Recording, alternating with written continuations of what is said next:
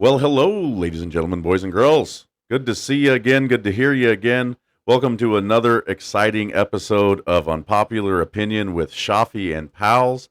Today, we have some really cool subjects to talk to you about. I'm going to go on a rant. Of course, as everybody knows, this is a podcast where Schaafy basically rants about something that is unpopular or popular. And he gets an opportunity to get some feedback immediately from one of his friends, and then of course, you, the listener at home, Kyle Reed, and our new buddy Kenny, get to give me some feedback through Instagram Messenger.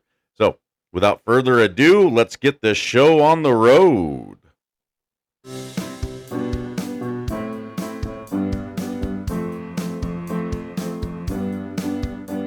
Unpopular Opinion, that's the name of the show.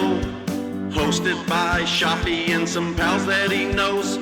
We'll have a heart-to-heart, so tune in and subscribe. It's Unpopular Opinion and a hell of a vibe. Love it or dislike it, it's all just the same. 'Cause Unpopular Opinion is there in the name.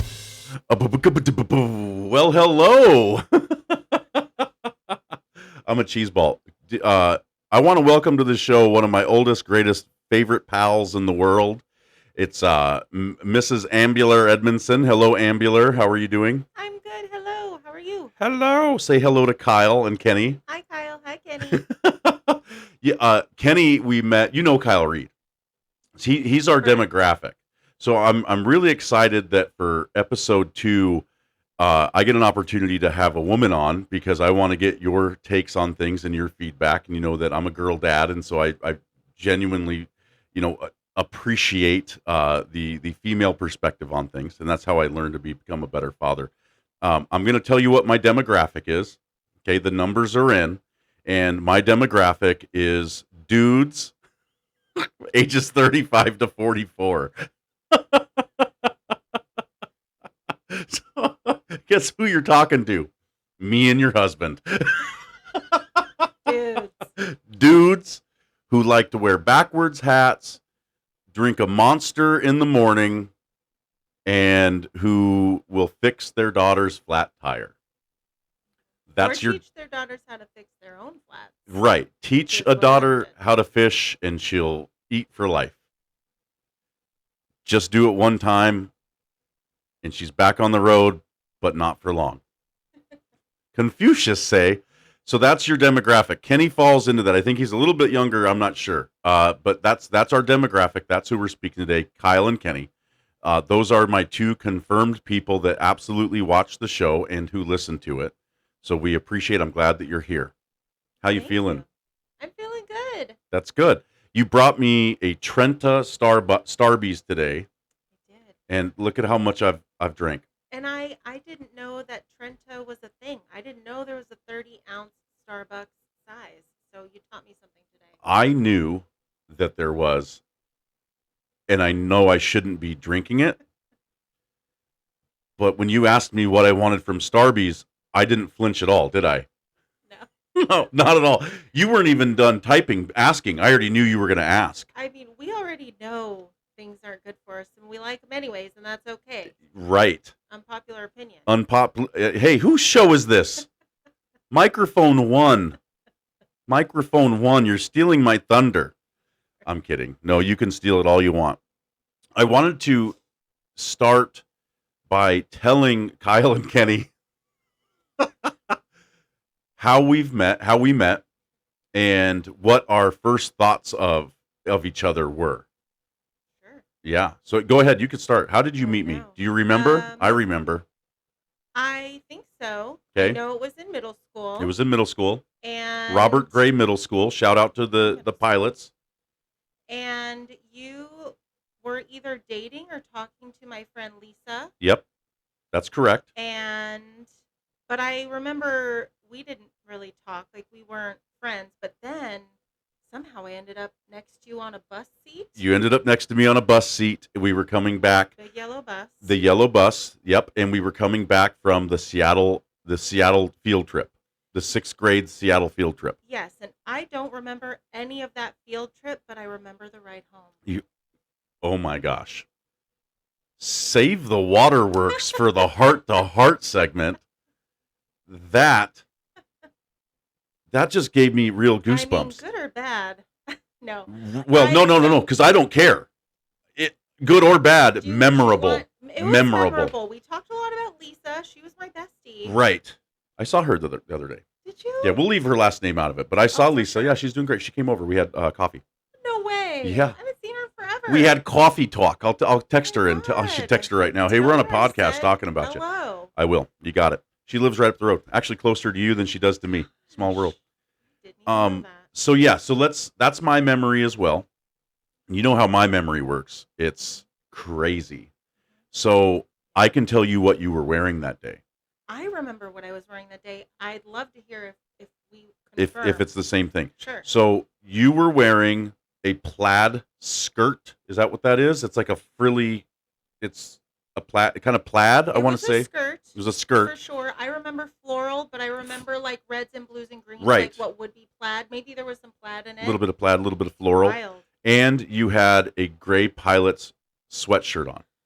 I don't think I did. Okay. I think I had a sweatshirt on. Okay. I remember I had this favorite navy. It was pretty faded. It said Georgetown, and then it had a big bulldog in the middle, but there was no coloring. It was all just kind of like embossed. Right. It looked very similar, I think, to could have been the one Gray of the Pilots. Gray Pilots things that was going on. But right. I could be remembering wrong. I think that you are. Okay. Unpopular opinion. I'm not trying to be dismissive of your feelings. No. It is ingrained as a photograph in my brain. Your memory is better than mine. Fair enough. I can be wrong and just lying to you right now. The thing is I don't think I ever owned one, but maybe I borrowed one. My parents weren't the kind of people to be like, go buy a T-shirt from school. Go here's a hay penny. Go get yourself some swag. Exactly. My parents weren't like go get some school swag people. My parents were not go get some school swag people either. They were make it. We have school swag at home. Grab a marker. And that's I had to get these band shirts, and I was in jazz band and in symphonic band at Gray. And we got this opportunity, we can get these custom shirts made. And I brought home the forms, and I had jazz band and symphonic, so I needed one of each, right? And the first thing out of my parents' mouth was, why do you have to have two? Pick the one that you like the best. They were $16, okay, for these custom shirts that said Gray Pilot Band, Jazz Band had its own little thing, and then they had a thing on the back. And so the idea was that for pep assemblies, we were going to all be uniform and wear our cool shirts that we had, right, and represent. And when we went to festivals and stuff like that, we would go, and when we toured the elementary schools, we would wear our band shirts. And I had to choose one. And I remember I chose, the jazz band, because jazz band was cool. And jazz band was cool. I heard what I said. I stand behind it. Cool. Jazz band was cooler than the symphonic band because we played cool songs like Addams Family and Under the Sea, right? But when I went to school, and then I had to wear my jazz band shirt during the symphonic band, and so I was embarrassed. I had a little bit of embarrassment going on, and I can't speak. It's not like my parents didn't necessarily have the money; they didn't see the necessity, and I understand where they're coming from. But they didn't understand that I was embarrassed. So childhood trauma. Yeah. Because you know why you get it, why that's bad is because you get bullied. You get shamed. Why didn't you get the symphonic band shirt? What is your family poor? Exactly. And you never as a kid want to admit that we're poor. No. Never. This is opening up a can of worms. I feel, and this could be another episode that we do, because you're definitely going to be back. I can already tell. We got a vibe. Segue, though, is I feel that my only true regret in life is that I didn't do what I wanted to do more, and that I was too influenced by others around me. Oh, for sure. Yeah. I don't know if anyone our age doesn't have have that Right. feeling. I am right there in the boat with you. And as far as like your parents didn't see the point of it, I think their whole mentality is different because now as a mom, one child who's graduated from high school a couple of Mhm. years ago and one who's going into her senior year, I make it a point. Do you're wrestling? Oh, you need the sweater, you need the shirt, You need this. you need all of those things. Set them up for success. Well, because that's my own thing, right? That's my Right. own worry is that they're going to feel like they're not stacking up the right way or they're not Right. doing whatever fitting in, Right. And right? it's all about fitting in. It's all about fitting in. And so Yeah. they're obviously still going to have things that they're hung up on, Sure. but it won't be that you didn't have that outfit or that whatever you needed for whatever class, you're going to have Right. it. It won't be that we didn't spend $32 to get you a symphonic band pep shirt and a jazz band shirt. Absolutely. Yeah. And It'll be here's the something thing. else. So I wore the jazz band shirt and I had to wear the jazz band shirt for everything. And I ended up getting a hole in the shirt. And I didn't have a symphonic band as a backup. So then I'm the kid who only has one shirt and there's a hole in it. And there's a hole in it. Yeah. That was a turning point in my life where that Well, damn shirt. And you were just telling me too that this shirt, you're so worried about it getting worn looking or whatever that you keep it in a, you're trying to keep it as pristine as possible for a long Yes. time. I mean, maybe there's some, I residual love stuff there. this shirt, and I wore this shirt today because you and Adam gave me this shirt for Christmas, I want to say, or maybe it was my birthday. And for those of you who are watching the YouTube, you can see, yes, this is one of the original Mount Tahoma T-Bird basketball state bound 1995 shirts with the remember that crazy logo that was in the center of our floor. This is an original and it fits like a glove. And I am afraid to wear it because it's perfect. It's pristine. And I like to take care of my things, especially when they're gifts. But we can see where that trauma started. It goes all the way back to these band shirts. My therapist, who I talk to you about a lot, would be extremely happy that we are having this conversation and I'm identifying where the trauma started. Because that's where this is bugging me. Okay, where do you think that started? Well, let's find. Tell me about your mother. Whew. That old trope. But it's true. the old bat. True. It is. It totally is. So that all stems from there. And I felt that my parents didn't understand me. And what are we all about nowadays? Us as parents, we have to break those cycles. So we want our children to come to us with anything and not be afraid. And so we have to say, yeah, I'll get you the damn shirt. It is what it is. If that's going to help you fit in and not be bullied and not go home crying, because I can't control once you're there. But if I can change this one little thing, I don't know. Maybe we're really wrong. I don't know. Were you wearing that shirt on the bus? I don't remember what you were wearing. I can guarantee I was wearing that shirt on the bus because I had to wear, that was my shirt. No, I was not wearing that shirt on the bus. I will tell you what I was wearing. Okay. Are you ready? And you're going to probably remember this. Okay. So remember when Bugs Bunny and Taz were really cool? I remember what you were wearing. Go on. Tell me everything. It was one of the Looney Tunes shirts. It was a Looney Tunes shirt. It was big and baggy. It was big and baggy. White. Part Gray? white. It was a long sleeve. Okay. Yeah, it had blue long sleeves and white, and it was Bugs Bunny, and he was totally crossed out. Crisscross. He was totally crossed out. Yes. And that we used to wear our pants backwards. What? And jerseys backwards. Fair enough.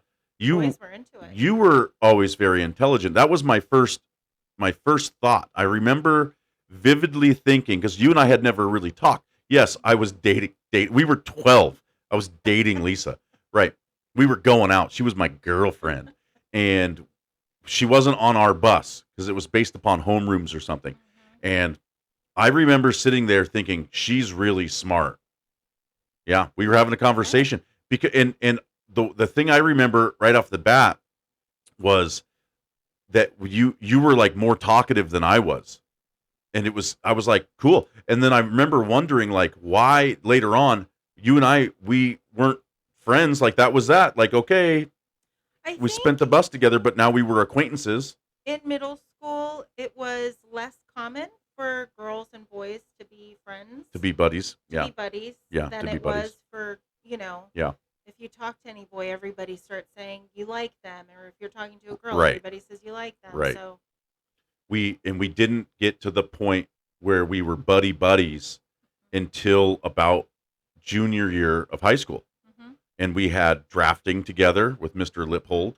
And I was liquid, as I used to call it, because I was bussing tables at Mitzel's American Kitchen.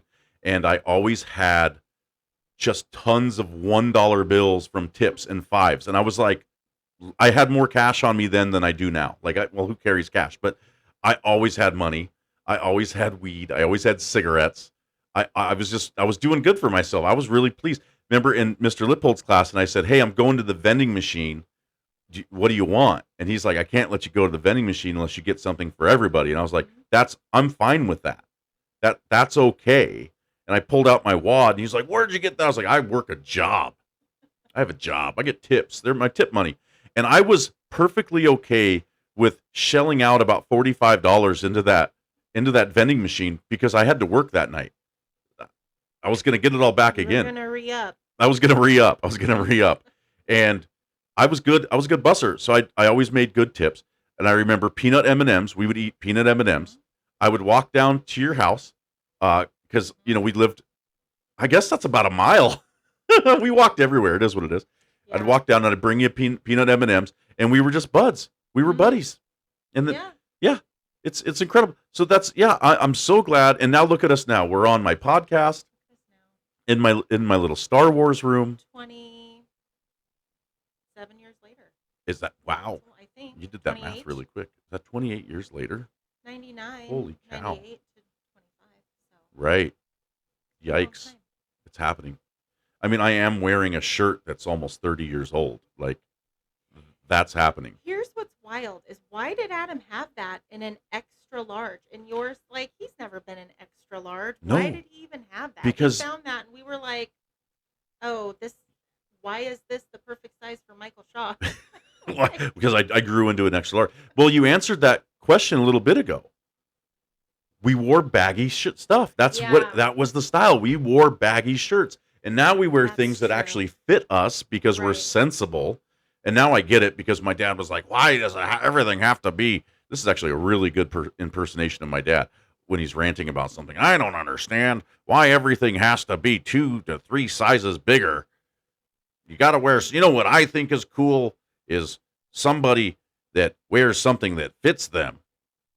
My dad, one time we were out school shopping. We were at the Super Mall, and we were at the Bugle Boy store. Remember Bugle Boy? I do. Oh yeah, and they had an outlet in the Super Mall, the outlet collection. Right, it was called the Super Mall then. And we got into the car, and he goes, "You know what I think is the coolest thing? That guy who was in line at the Bugle Boy store." And I was like, the guy?"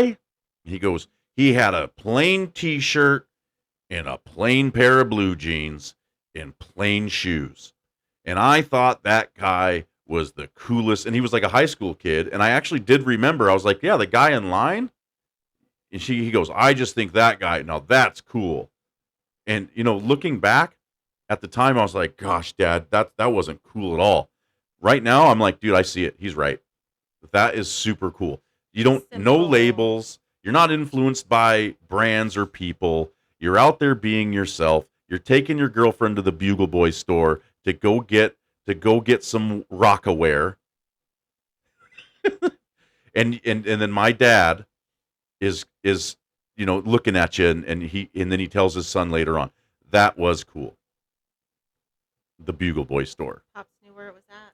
I wonder Even if back then, he knows. I guess. My dad knows a lot of things. My dad taught me a lot of things in life, and we can do a little segue.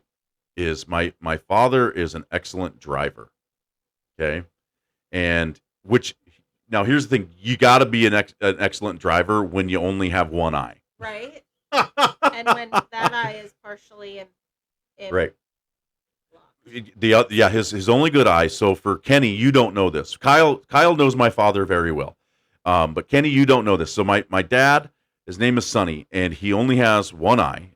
He lost it when he was in the military at a very young age, and his good eye, he has macular degeneration. He's legally blind now. But before that, for the majority of all of my life, he only had one eye. But he drove us everywhere. He drove a big camper, right? He could back up a trailer with a boat on it.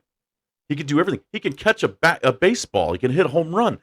He making diving catches on father-son football or baseball days. I am most impressed about the backing up a trailer or back with a boat on it. Backing I'm up. super impressed that he did that. Yes. I 'cause have to it's tell a not dad easy. story. It is not easy. You're right. No. I agree with you. I got to tell a dad story. You were there. It was you and Adam and I. And I was living with Pop upstairs. I turned it into like a little apartment up there, right? Haley had her little room, and then I had the other two rooms that were all set up. And we come home from the bar because, listener, I'm a recovered alcoholic, right? And that's the applause.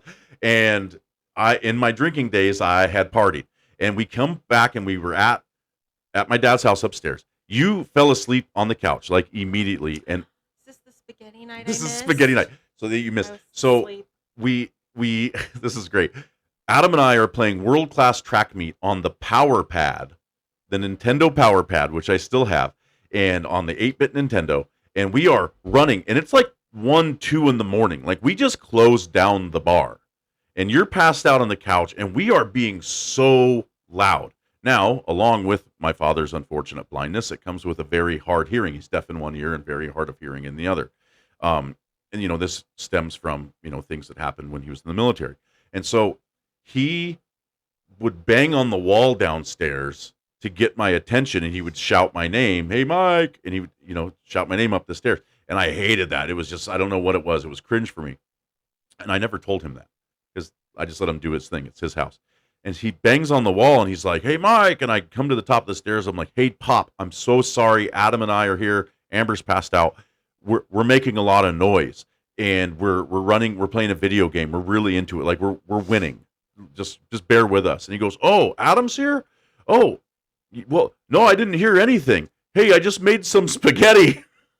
You guys want to come downstairs?" Adam was like Garfield when he smells lasagna. His feet just pick up, and he goes fluttering. He's like, "Did your dad just say spaghetti?"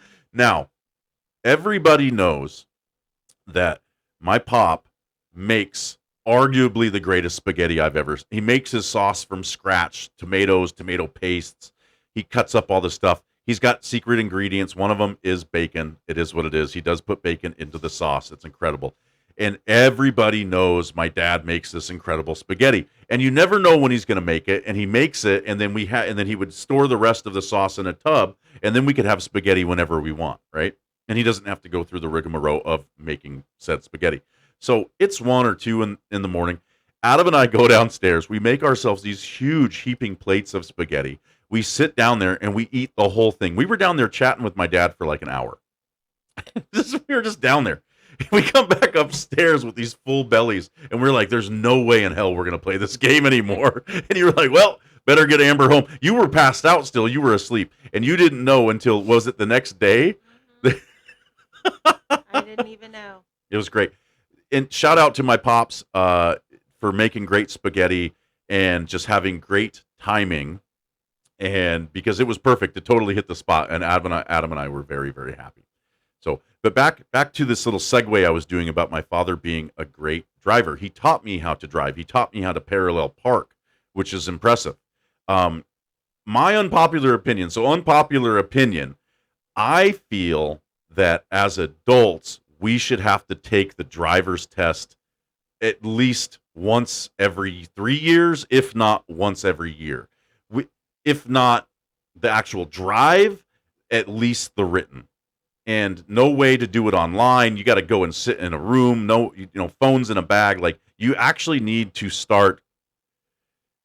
And here's my big thing. Why? Okay, so everybody, they don't know how to drive. Okay, and they don't know the rules. And an example would be when I get to a 4-way stop. I am the only person who knows what to do. Okay. And I'm not going to sit here and ask you if you know. I'm just going to say it. Okay. First to stop, first to go. If you arrive at the same time, the person to the right. That's it. That's it. That's it right there. Yep. So, how do you feel about that? As someone whose kids just did driver's ed a couple of years ago, Mm-hmm. I was asking them a lot of questions, and they were pointing out a lot of things that I was not doing. Not, big things, but things that were wrong for Right. sure. Right. I absolutely could use a refresher on the book at least once every 3 years. I would love it too if it were like an audiobook that I could listen to while I drive. I want to listen to the audiobook of the instructions of driving. Because, no, you'd be like, oh, yeah, first to stop, first to go. Oh, made that mistake back there. But on to the next. The next one, I'm gonna make sure I nail that. I wasn't even thinking about it till I said it. But yeah, I it agree would with be you. nice. Maybe I'll go on a walk and listen to it. But no, I totally agree. One of the things that my daughter pointed out to me, Juliet, when she first started driver's ed, is when I would take a right-hand turn and I would pull into the left-hand lane. Yes. She's like, Mom, they can pull you over for that. She's like, you want to pull over into the right-hand lane and then Right. put your blinker on and get over. And I'm like, I had just forgotten it. Why are we expected to remember everything? Just because you drive all the time doesn't mean you're put in situations all the time. I think enough to retain it all. Now I'm 44. How many years has it been since I've taken the class? A long time. You were one of the first to get your license. You had a car. A long Right. time. Right. So yeah, I think refreshers are super, super important. I agree. And I think that, and I'm saying, because I will do it. I will go sit in the class and take the test to prove to everybody that I am a safe driver. I drive very safely. Now, there's a reason why. And you might have similar feelings. You and I have both been in traumatic car accidents. Unfortunately, yes. To kind of flash back to mine, it was in 2019. And leading up to that car accident, I had been sober for about a year. I had kind of one big relapse, if you will, and that was on New Year's when I went down and I was on like a vacation work kickoff down in Houston, and I drank a couple nights when I was down there. But then I stopped drinking again until I got into that car accident. And after the car accident is when I started drinking again. I didn't want to take the OxyContin they were giving me because I addictive personality, right? And so I was doing what Tylenol and Crown Royal, and that's how I was treated. It was so horrible and so stupid. So I was sober as a bird. I got into this car accident, and it was my mistake. I made the mistake, and I wasn't distracted driving. I had my phones because I had my company phone and my other phone. They were locked into hands-free, devices on the dash. I was smoking a cigarette because I used to smoke, but I had my hands on the wheel like this because I remember gripping it really tightly when I got hit. I failed to yield at a stop sign. I was down in an area I wasn't familiar with. It was down in Yelm the first time I was in this neighborhood. And by the time I saw the stop sign and tried to press my brake, it was the SUV was right there, like heading about 50 miles an hour directly towards me. And so I said, well, maybe I can go fast. You try to react and maybe I can go fast. Right. So long story short, I ended up 100. He T-boned me hard, fractured my pelvis in 3 different areas. Right. And my car ended up about 150 feet away. Didn't flip or anything. He was perfectly okay. He came into the hospital for observation and walked out, shortly after. I was in the hospital for about a week and on a walker for a couple months after that and learning how to walk again. So that was my fault. I admitted guilt at the scene, and I said, "Hey, I went through that stop sign, and they wrote me a ticket for $135."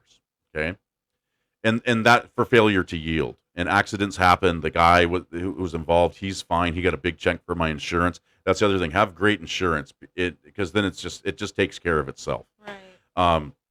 But it's so crazy because like I should have been able to stop, but now I have these traumatic moments, if you will, where I have to defensively drive all the time because there are people just like me. Accidents happen. I wasn't driving, distracted. So when I end up in the ditch, I had that cigarette in my hand. And I go, well, not going to see one of you for a while. And I went, I'm sorry. no, You and I shouldn't be sucked. laughing. No, it's fine. It's a laughable moment. And I sucked that cigarette all the way down in one drag. Old Chauncey. It was old Chauncey himself. I railed that heater all the way down. And I'm telling you, and then I put it out, and as I'm putting it out, my side curtain airbag gets cut open by a knife, and there's a guy there. He's a soldier in the Army, and he said, "Holy beep, you're alive." And I said, "Yep." And I'm blowing the smoke like, "Yep, I'm going to get out of here, too." He thought I was in there taking a hit. I just, that cigarette. He's like, oh, this guy's high for sure. It was arguably one of the greatest drags. That's an oxymoron that I've ever taken in my life. Oh my God. And it hit me, and I was like, whoo, and I was like, and I'm getting out of here. And he's like, no. And I'm like, I'm fine. I wiggled my toes. I wiggled my fingers. I asked him if I had any dents on my head because it hit on that side. And he goes, nope. And I went, oh. I tried to get out, and I went, oh. And I felt the pain. And then the pain never went away for months. So, and because as soon as I felt it, the shock of it, and I was like, okay, I'm just going to sit here and wait. And they're cutting me out of the car with the jaws of life. And, it's okay to kind of make light of this now because I survived. Probably shouldn't, but I survived. And, this happened. And there was just silly little things that happened, silly little details about it. The fire department that responded, shout out to the Yelm Fire Department. They were like the first ones on the scene. And they got there and they had a rookie, a greenhorn. They were calling him Greenhorn. And he was this young guy who is his first week on the job. And he's the first time he's working the jaws of life. And he's trying to cut my car door open. And he's cutting it like it's a can or something. He's like going down the center of the door. And they're like, rookie, what are you doing? He's like, and he's pumped. He's fired up. He's a lifesaver. He's a hero at this moment in his mind, right? You can hear the background music. And you need my hero, baby. It's Enrique Iglesias whenever you're in a situation like that. And he's cutting down. He goes, I'm getting this guy out of here, man. And they go, no, you cut the hinges, stupid. And they had another battery-powered jaws of life there. And the guy does it on my back door. He's like this, snip, snip, and the door fell off. And he goes, oh, crap. And so prior service Army, I have to join in, and I don't want to use the word haze because that's bad, but I had to jump in and kind of treat the new guy like the F and G too. And I was like, yeah, Greenhorn, what are you doing to my car door? I'm in here with a fractured pelvis, right? Hold on, I want to make sure I'm understanding this correctly. So here's the car door, right? You're in there. Here's the hinges. He could have gone boop boop, but Yep. Instead he was cutting it. He's half. cutting it in lengthwise, half. Like, oh my Yeah, God. he's going down Okay. the center of the door, from left to right, not top to bottom. Keep in mind, this guy probably just read the manual. he read the manual on the jaws of life. No time had passed at all since he got his training on that thing, but first time using it, and he's like, let me do the hot dog He's cut or whatever. long time listener, first time user. Yeah, he's doing hamburger, not hot dog. Wait. Or Yeah, you know what I mean. Are you cutting it? Yeah. He's cutting it hamburger style. Instead, there's going to be two big sections. Instead, he could have just snipped it. And so he goes, "Ah, crap! I don't know what I'm doing, man." And so but we're all razzing him. And long story short, psych. I get out of the car. They help me out. I go to the hospital. We find out that I have a fractured pelvis, and it's look, if things like this can be avoided. I wasn't speeding. I wasn't driving, impaired by no means, and I wasn't distracted. However, I had my GPS up, and I can't remember which app I was using, but back then they weren't showing the stop signs on the GPS, and maybe that's why on Google Maps, I love Google Maps because it shows me there's a stop sign coming up. And so it was my fault. I could have been a little bit more aware. And I think that we need to just follow the rules of the road better and stop being so nice out there, right? Yeah. Yeah, absolutely, because that just creates chaos. Like when you get to your four-way stop, I've had this happen to me before. When you get to a four-way stop, like you said, first one there is first to go, or if you're tied, it's person to the right. Right. Well, I've tied with people or even been a little bit later, and someone will give me the go-ahead. Yep. Well, and they're just doing it to be nice. Oh, I'm going to let you go first. I'm not in a hurry today. But that is a catalyst for problems. You're technically breaking the rules of the road. Yes. And when you break the rules, there's a chance for chaos and just more problems. The word chaos, this, as soon as you said this, it just reminded me of something that happened the other day. It was over by McKinley in East Tacoma, and I was turning off of a road, and the bus was there, and he was on McKinley. McKinley's a fairly busy street, right? I'm on one of the side roads, and I'm going to take a left onto McKinley, and the bus is coming in that right lane, and the bus stops because it was at a stop at that corner, let somebody off, and then he starts waving me in. Now here's the chaos, and here's the problem with being so nice. You're being nice for one person, but you're shitting on 10 of them behind you. So you're trying to be nice for that one person, and if all you had to do was just know that you had the right of way and you don't have to stop there and let this person on the side road in and just drive, you are the one. It's now your fault. You're creating all of this. Now what do? Do I break the law? Because he's trying to wave me and be nice, and I'm trying to tell him, just follow the law. Go. And I'm like upset, which is bad because I'm like, dude, just follow the law. You're a bus driver, Pierce Transit. Follow the law. So it's still wide open, and I'm like, I throw up my hands, and I'm like, okay, fine. I will go. And now I'm going to break the law. So I start turning out. Well, guess what? The person behind him was fed up of waiting. And so guess what they did? They start going around him. It's a bus. I don't see that they're coming. Holy crap. It almost, because I was turning into the outer lane, and this guy comes into that lane to go around the bus because F the bus. What is this guy doing? How many times have you said that? What the F is this guy doing? And he almost plows me. Luckily, we weren't going that fast, but it doesn't matter. And it happened right in front of the bus driver's window. And I looked at him and I said, this is your fault. And I did it to where he can read my lips. And so I go and I'm like looking at the dude, and the dude was scared. He knew that he did wrong. And I'm like, sorry. And I point at the bus driver, and he's like, yeah, the fucking bus driver. And I'm like, right. All he had to do was just go. Right. You don't have to be so nice. When you pull up to a four-way and everybody's trying to be so nice for each other, the other piece is people don't know what they're doing. Right. So I really try my best. And I've said this a couple times. I think I might have mentioned this on the podcast. I try my best to identify if somebody is doing something out of malice to actually hurt me, or if they're doing it out of incompetence and they're just dumb. Because if they're dumb, I can't be mad at them. I can't be mad at somebody for really being stupid. Now, if you make the same mistake over and over and over, what did George W. Bush say? Fool me once, shame on me. Fool me twice. Well, don't shame me again. There's probably about 25%, I think, of the population who's going to give you that little wave through, and the other 75% are like, I'm just going to go if it's my turn, and you just go if it's your turn. Right.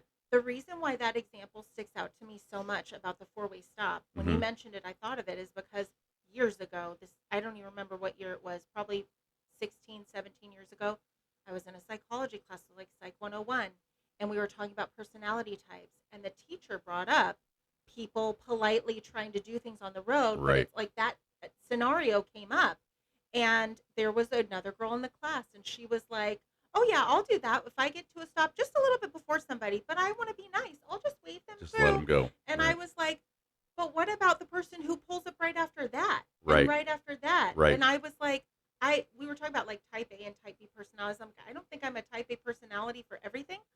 I just feel like you're rolling the dice. When you break the rules, even if it's to be nice on the road, it's a roll of the dice. You never know what like what could happen after. Catastrophe. Could Chaos. Could be. These are just huge words. Whoosh. Whoa. Catastrophe. Just follow the rules of the road. There's so many times that I've got there and I just look at these folks and I'm just like, this is utter incompetence. You are dumb. You might not be a stupid person in everything, but when it comes to this, so you need to follow the rules. You need to take the test again. I will say this. Refresher. I don't want to go in and learn about. I just want just give me the book audio or just give me the book. It's not that big. I read a lot. I'll read it really quick and then have me do an online test. I realize Just a little check your learning.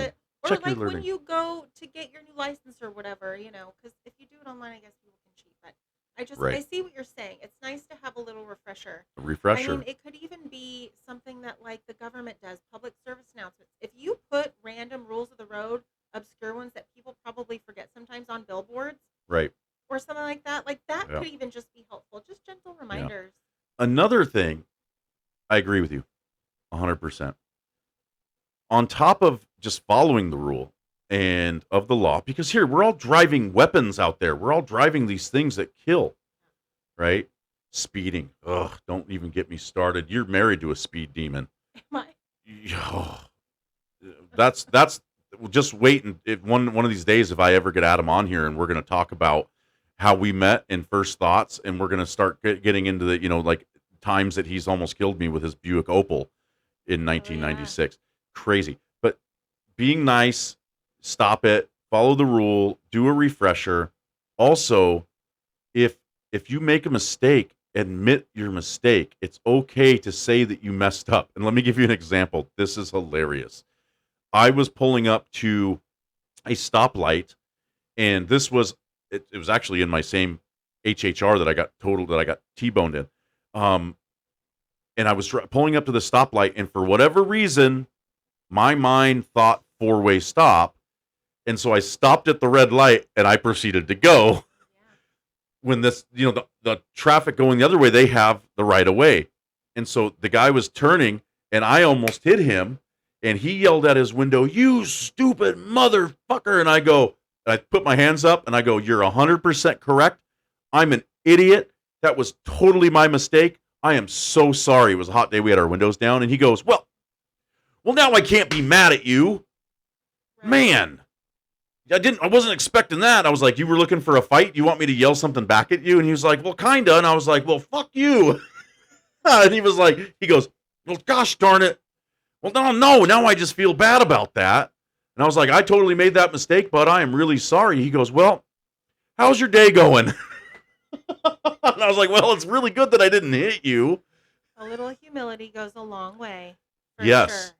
And ego will kill everything. Ego kills talent. It kills everything. And if you have a real fragile ego, right, you're and you're just looking for that road rage. You're looking for a fight. We don't need it. We don't need it. Admit that you're wrong. Don't be so aggressive out there. Yes, you do have to drive offensively, but when everybody's out there driving super aggressive, you force me to be defensive, which I shouldn't have to always be a defensive driver. It's important, but you shouldn't always have to be like, "Oh, watch out." When people are flying up to the stoplight, I have to assume that you're an idiot. That's so my pet peeve, dude. I drove just in the last couple of days. I went up to Seattle. From Seattle, I had to go down to Olympia, so 2 hours, then back up. Then the next day, I had to go up to Seattle and back down again. Yesterday, I was helping the girls out. I hardly ever drive on the freeway, and I will say that it was pretty decent. Like I just got in my lane, and there were definitely backups. I'm like, I'm just going to stay in this lane. I didn't see a whole lot of crazy people out there. And then on my last drive back home yesterday from Seattle, I was like, wow, this has all been pretty decent. Right. There's a reasonable amount of cars on the road, and out of nowhere, I'm going 65, 70. I'm between 65 and 70 the whole time. That was the flow of traffic. This truck had to have been going at least 100 miles an hour. Easy. You can tell. Right. Easy, because it blew by me. Right. I mean, I was just like, oh my gosh. And it kept going. And it literally, and there's cars sprinkled, and it was not in the HOV lane. Right. It zooms. It goes so fast, right? And I don't know if it thought the car way up there was going to move out of its way. I don't think the car probably even knew it was coming until it was right Right. there. It goes and it slams on its brakes because it couldn't swerve into another lane to go Right. around this Right. guy. I was just like, you fucking idiot! You're gonna ruin it for all of us. For everybody. You're gonna cause a huge accident.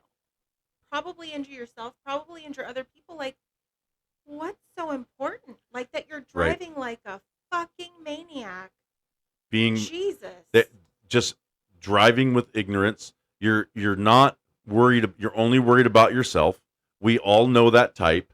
We all know who that dude is. But can you like, if your wife's having a baby, if you're someone you know is it you're not going to get there like that most likely. Right. It was so reckless and it was so dangerous. Like, are you late for a job interview? You might never work again. Like, Right. it was so dangerous. I just don't know what could possibly be that urgent. Nothing. In my mind, I'm like, they must be on drugs? I can't think of any It's normal utter person. incompetence. It's they do not care about anybody. They have a black heart, zero empathy, and when you have zero empathy, you turn into a cretin. You are a bad person. And I have to assume that you're out there causing trouble because you're an idiot, and now I have to change the way that I drive accordingly. When people turn into the turn lane, and that's fine, you can drive into that lane for 300 feet, read the book. That's a football field. I didn't know that. But here's the thing that I always notice. We don't know that because a lot of people, they still come into that lane.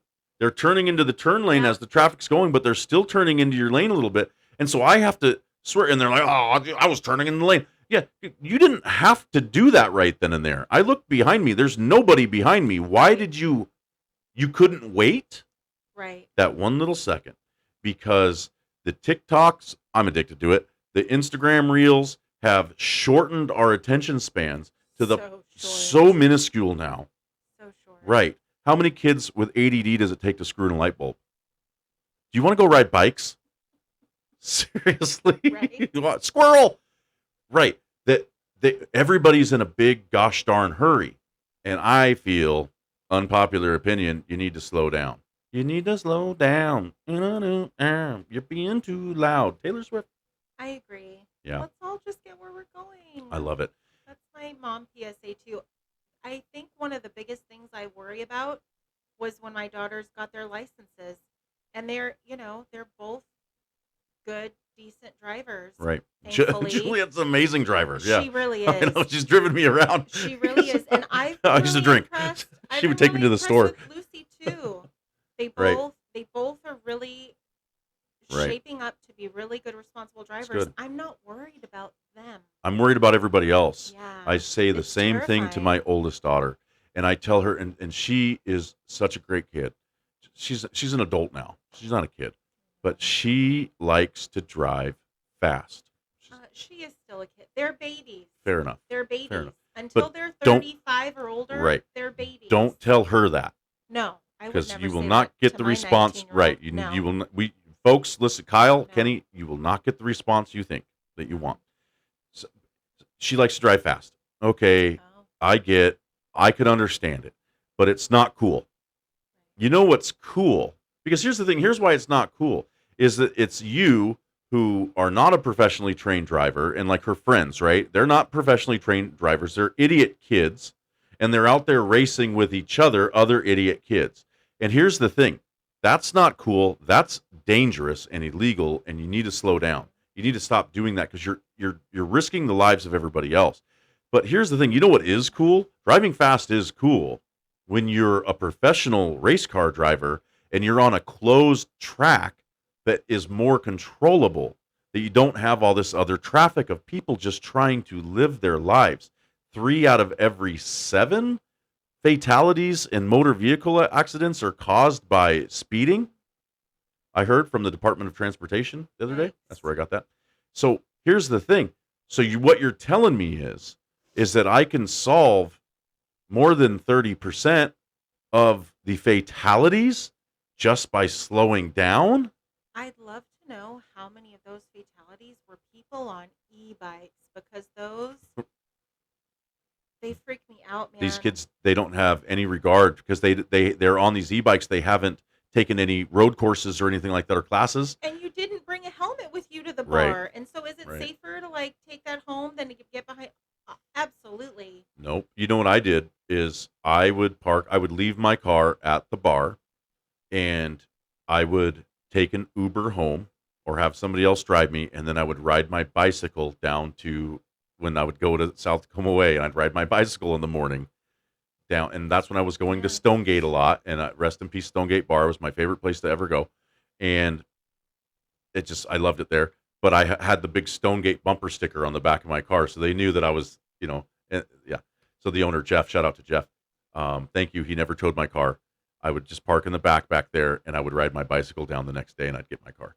So I'm glad those days are behind me. Yeah, for sure. Yeah. So it sounds like my unpopular opinion about taking a test is a little bit popular, at least in this room. I'm interested to see, because I guarantee the people that are not going to agree with us are the people that are doing what we're saying. They are the incompetent people. Now, here's the thing. I have found that when you encounter one of these incompetent people, or the ones that are doing it maliciously, okay? I was going to say, too, it might also just be someone who is like, no, I remember all of that stuff, but you just don't know what you don't know. Like, I didn't know what I had forgotten or had misforgotten Right. over the years until, like I said, until my daughter was in the car with me pointing things out. So I also think, too, it's just a little egotism, a little bit. Little ego. Oh, no, I know all that stuff. So, and here's the thing. If you see somebody like that and you ever get the opportunity to call them out for that type of driving or whatnot, right? You raise the question. I kind of do it, and this is a form of gaslighting, I figure, but it's okay. I like to get them to admit one or two things, that they're either stupid or they're an asshole. Because here's what it's all about, the way that you lead it, because they will not admit to being one. And if you can get them to stop and you say, look, you consider yourself an intelligent person, correct? Of course I do. Okay, so then it's your asshole, because those are the only two choices. So then they will admit that they are an asshole because they do not want to admit that they're stupid. Right? It's a good little trick. It's a really good, it is what it is. Is that bad? Do you think that's bad that I do that to some people? No, not at all. Yeah, because here's the thing. I'm like, okay, so you're just being an asshole. No, I'm not. Okay, well, the only other option is that you're incompetent. So which one is it? Right. I guess I need to learn. Okay, progress. Because I'm a progressive person. We're not, it is what it is. I'm very progressive. Now we have progress. Now we can move forward. And if you could admit it, going back to what I was talking about earlier, admitting your faults, and that's the toughest thing in the world to do. Oh, man, I yelled at my boss the other day to the point where it would have been a write-up. Like, I would have gotten in trouble at work. And it was me reacting to something that I messed up on an order. I did something incorrect. And instead of just owning it in the moment, I lashed out in a passive aggressive way, and I raised my voice. And it was the toughest gulp that I had to swallow, was admitting that I was wrong. That saying in 44 years of living that was my mistake. I had to own it, but I did. And I sat there and I took a breath because I was upset, but I was more upset with myself that I allowed that reaction, because I've been doing really good at I don't react that way anymore. Right. And so I walked into his office and I said, hey, really quick, I want to tell you that I apologize. What I did was wrong. It was inappropriate. You did not deserve it. And let me tell you, I made the mistake and I need to own it. And I'm doing that right now. And I am genuinely sorry. And I told him, it's tough for me to say this right now. And it was like gulping, like it was a lump in my throat to say it. And I'm sorry, sir. And he said, apology accepted. And he gave me the look like, wow, that was a big deal. because nobody does that, especially not nowadays. And he goes, apology accepted. And I was like, thank you. And he goes, I appreciate that. And it saved a write up because I guarantee he was going to write me up for sure. I deserved it. That's a write up. That was insubordination and vulgarity. Because I said a couple choice words. We had a beep, beep, beep, beep, beep. It was, yeah. And I lashed out at him. So we just have to admit it. So that's a good segue. That's a good segue for heart to heart, because I have ruined friendships and relationships because I have done wrong things. And I want to tell you that I am extremely blessed that you and Adam have had this unconditional love, this unconditional grace, this acceptance. But more importantly, you don't know how important it is that in certain moments when I have made mistakes, that I needed you and him to call me out for it. And you guys have. And not in a mean way, but you sat me down, you put the evidence in front of me, and you said, "Hey," and you let me react to it. And in those moments, I tried my best to not be dismissive of it, to look internally and admit I was wrong if I was. It's really tough, right? Because we don't want to do bad things. We don't want to be wrong. We don't want to be stupid. We don't want to be any of this.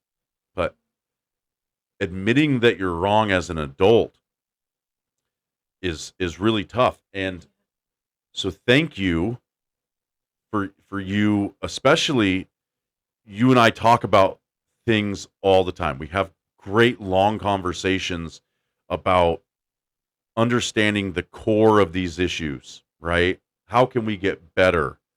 And we make fun of it sometimes, right? Because the answers are always so obvious in our face. And there have been times where I have really messed up, especially in my drinking days, because I was always inebriated. And you're not supposed to use alcohol as an excuse. Okay, I'm not using it as an excuse up until the fact that you realize that it is what created the impairment. Being impaired, being drunk, you're not telling the truth. People, oh, it's a truth serum, you're more honest. No, you're more blunt, and you have courage to say things, but you're not saying anything that holds value. You're saying things that are due to an inebriated manner. You're not wired right. You're not wired correctly. It's your truth in the moment is what you think, and you're doing it based upon emotions, and it's not actual facts. And it's been really tough for me to deal with. I have a lot of shame surrounding some of the relationships that I've lost because of it. And some of the things that I had done, being in that body, being in that mind, being shaft nuts, right? You'll hear me say that I had an alter ego when I drank, and his name was Shaft Nuts. And I thought Shaft Nuts was the partier and the party animal, and I thought Shaft Nuts was this really cool guy and happening guy. And it turns out Shaft Nuts was killing Michael. Shaft Nuts was an idiot.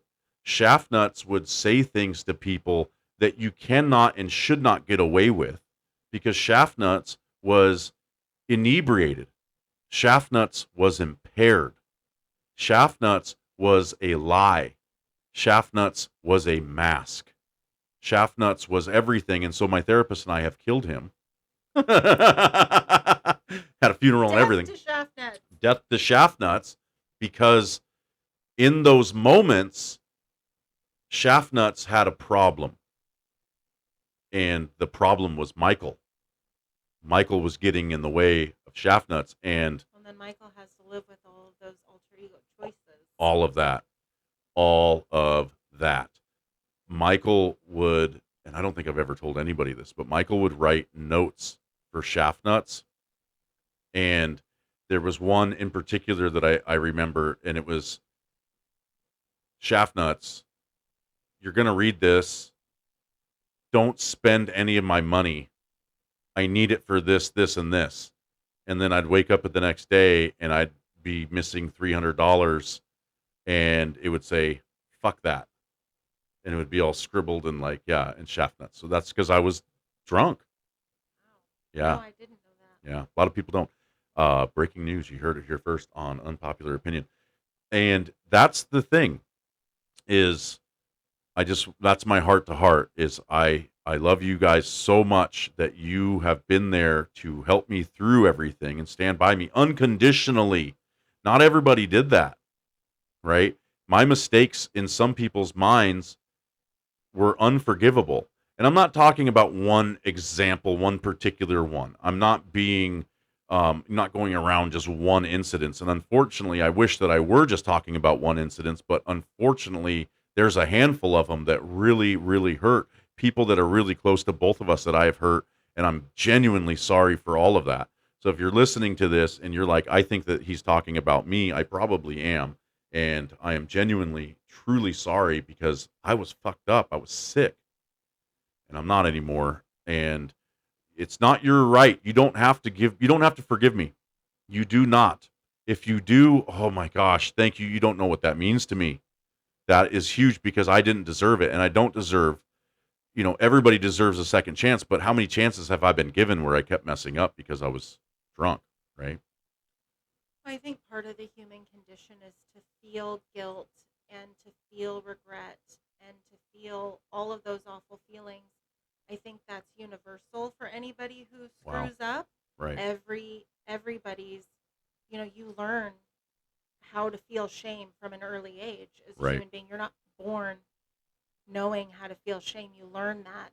Right. But everybody learns it. And to a certain degree, you feel it or you don't. Right. But not everybody says I'm sorry. Right. That's a choice that you make after. And there are people who have done things to me who have never apologized. Yeah. They've never shown any regret or said, gosh, I did that to you and that was fucked up and I'm sorry.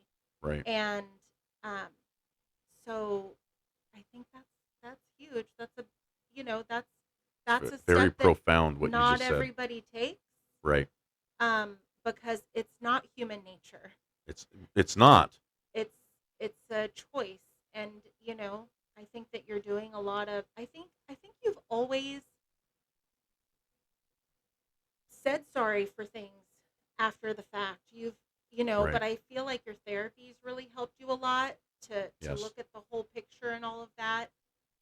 And I don't know if you're feeling sorry more, but just you're sort of reflecting on everything. You're not saying, I'm really, really sorry about that, and then sort of moving on. Right. You're holding space for it, and Sometimes hard. too much. Right. You're right. I agree. sometimes too much. Unfortunately, yeah, because I do need to. you Part of feel growing it. and being progressive is that you actually do move on from it. Right. Right. But you need to heal from it as well. Yes. Right. And so and part of the healing is admitting that you're wrong.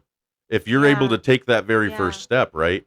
And so when I've made these mistakes and I deal with these consequences, that's the thing is that I had to deal because you'll hear me say, "Oh yeah, Michael and Shaftnuts. Look, it's the same person. It's Michael. It is what it is. It's Schaafy. I was doing it.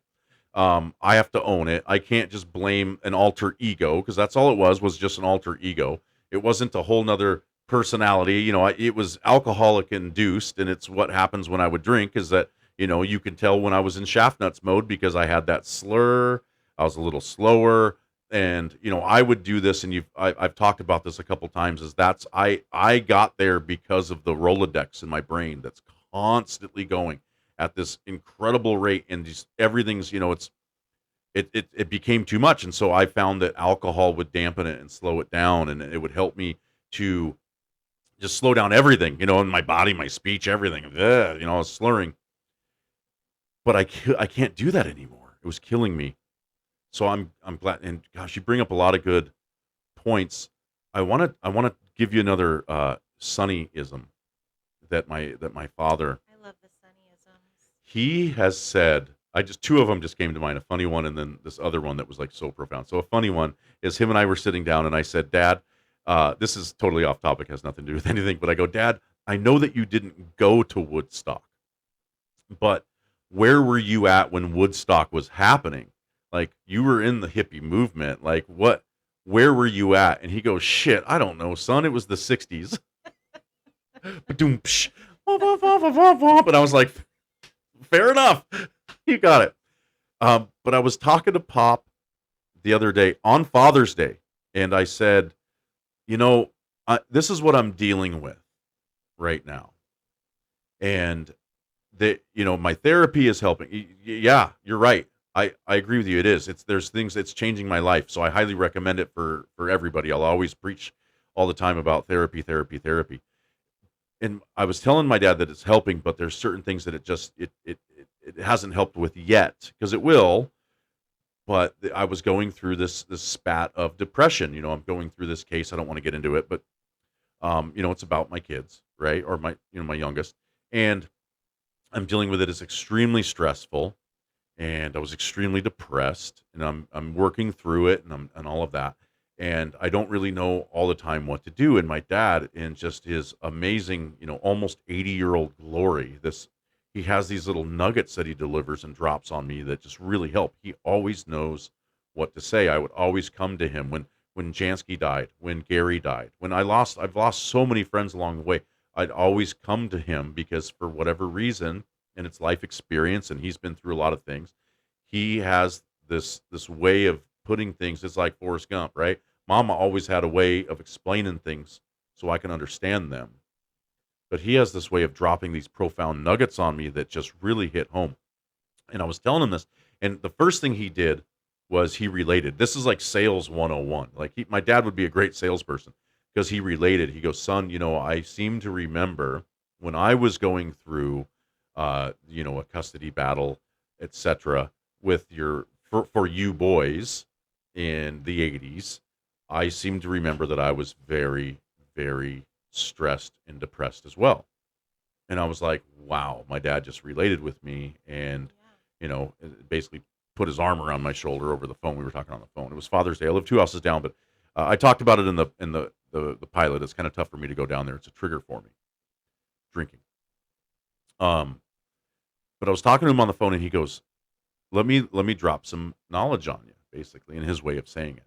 And he goes, something I've learned in my years was, if you find yourself in a hole, stop digging. If you find yourself in a hole, stop digging. Whoa. And I said, Father, that is incredible. That it's so profound. You don't get it, because we put ourselves into these holes. We dug ourselves in there in many cases. And the easiest way to get out of the hole is, number one, stop digging out of the hole. My mind will turn itself into an endless black pit if I let it. Right. I will just keep digging and digging and digging sometimes. So, Ambular, if you find yourself in a hole, stop digging. And Exactly. and I got mad a little bit, because I was like, you've been holding on to this. And I go, Dad, I know that this is something that you learned. You didn't just pick this up recently. Like, you learned this in probably the 60s or the 70s. And he goes, I go, why you're waiting until I'm 44 to drop this knowledge on me? And he goes, I got to give it to you when you need it. Gosh, darn it. Sonny Schaaf. He's a legend. Everybody knows. I will always speak fondly of my father. He's Kyle Reed pointed out that in the pilot episode of our podcast here, I said, my dad's the coolest dude in the history of dudes. And he is. My dad is the coolest dude in the history of dudes. And he drops those little nuggets of wisdom on me. And I just really appreciate that. It's crazy how fast an hour goes. I know. I just looked at the time. I was like, wow, we've been chatting for a long time. Yeah. And I did have a product of the week that I wanted to share. We didn't grab any potatoes. But the product of the week, I was showing it to you earlier, is I did buy one of those cheese graters that you crank. From where? From Tik Tok Shop, of course, because I have an addiction. And my addiction relies, what does that button do?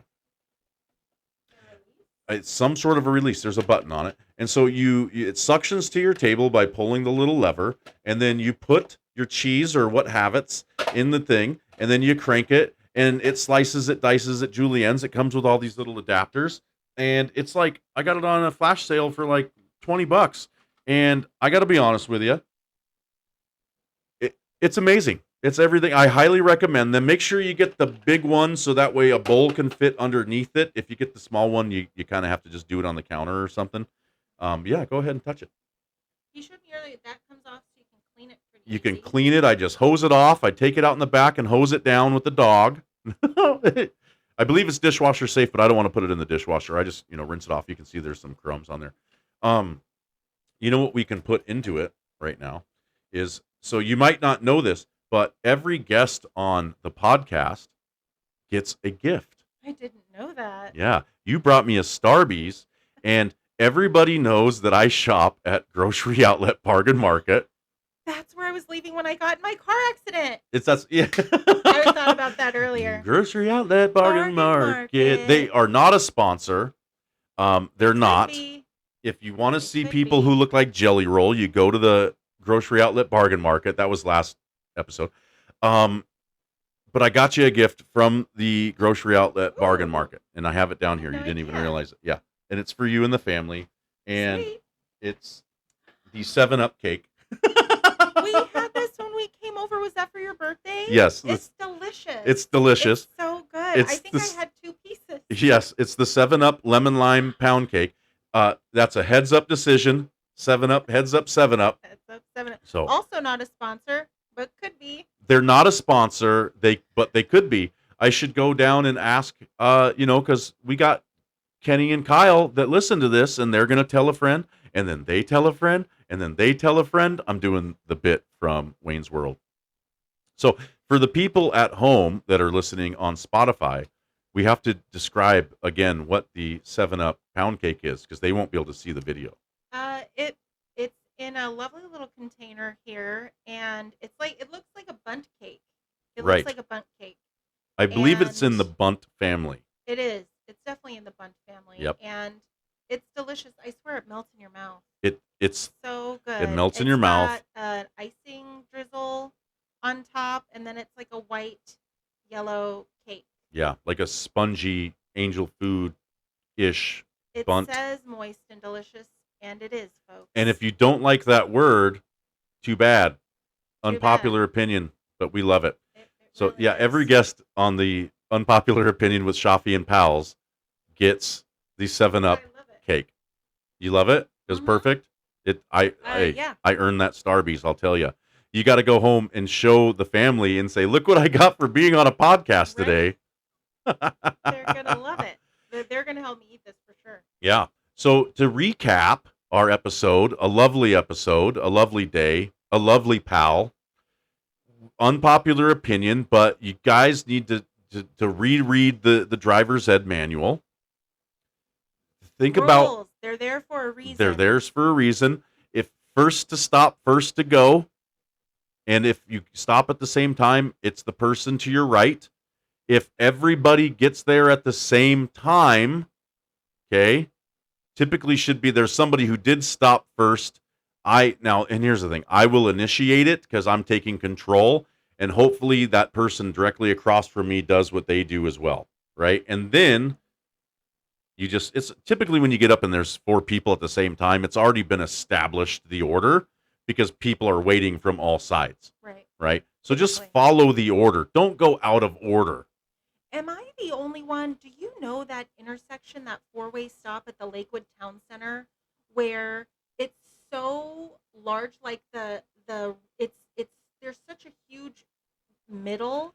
The one To on the that- backside, I think it is on the backside, yes. And it's just so big, like in my periphery, I can't see who's getting there on the sides you first. don't know where they because are. it's so far away. Right. Put in a circle, Yes. Lakewood. Put in a circle. We could all be jamming around that I thing. love those. Instead, we're all just sitting there. That's the toughest 4-way stop for me, and it's because if you're watching one, you literally I can't see out of my because it's too far away. That should be a circle. We should have talked about the circle but during the recap, here you go. So when you came to the roundabouts, so it's very simple, folks. Okay, if they're in the roundabout, you yield to them. Yeah, thank you. Yield to See, people you in knew the that. roundabout. Yep. If you yield to the car that's already in there, guess what? They're there, bro. And use a blinker in Yeah. a roundabout. Come on, Roundabouts folks. aren't blinker-free zones.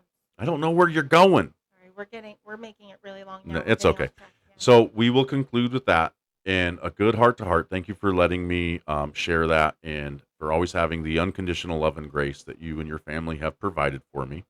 And I thank you, and I appreciate you as my pal. Thanks. It was great being here. Thanks for having me. Thanks for the cake. You're welcome.